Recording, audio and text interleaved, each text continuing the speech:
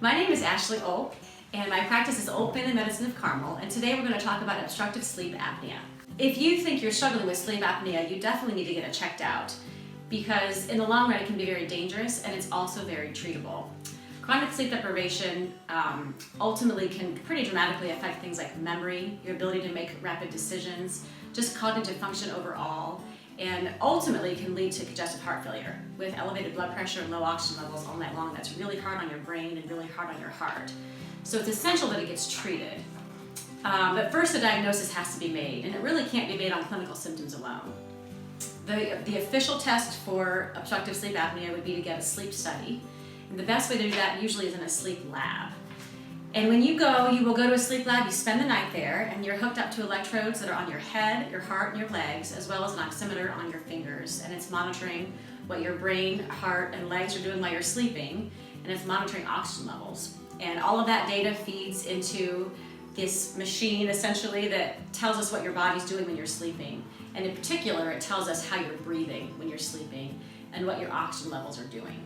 And that can detect if you're having what we would call apneic episodes, meaning you stop breathing, O2 levels drop, and then ultimately you wake up.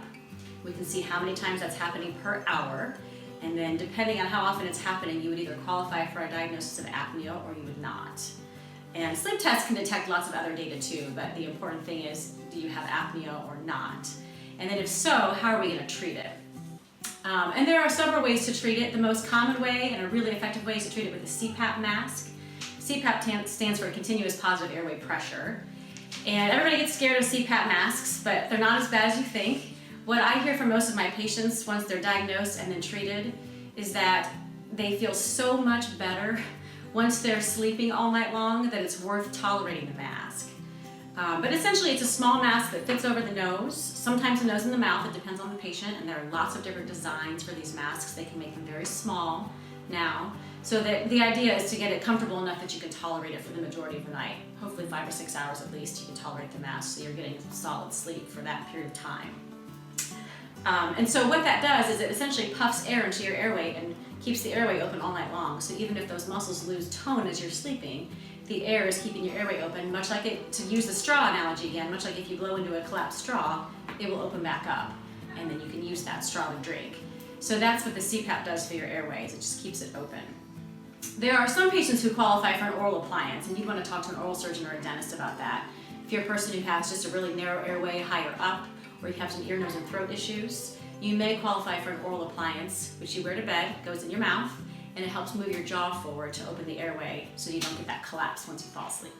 It's really important, if you suspect that you have sleep apnea, it's really important that you get diagnosed and treated, because ultimately it could be dangerous. Whether you're driving to work and have an important business meeting, or whether you are one of those moms who's home with kids or working all day and then going home to kids, if you have sleep apnea that's undiagnosed and untreated, it absolutely will affect your cognition, your memory, your ability to make quick decisions, quicker reaction times. You're at much higher risk for getting in a car accident, and that's been proven over and over again. Much higher risk for making careless mistakes, forgetting things. So regardless of what you're doing during your day or what you're doing for a living, if you have sleep apnea, it's very important to get it diagnosed and treated so that you can reduce your risk of all those other things happening. As a direct primary care physician, I have the time to educate you and walk you through the process from diagnosis to treatment for this particular problem. Thanks so much for listening to my video, and I hope to see you soon.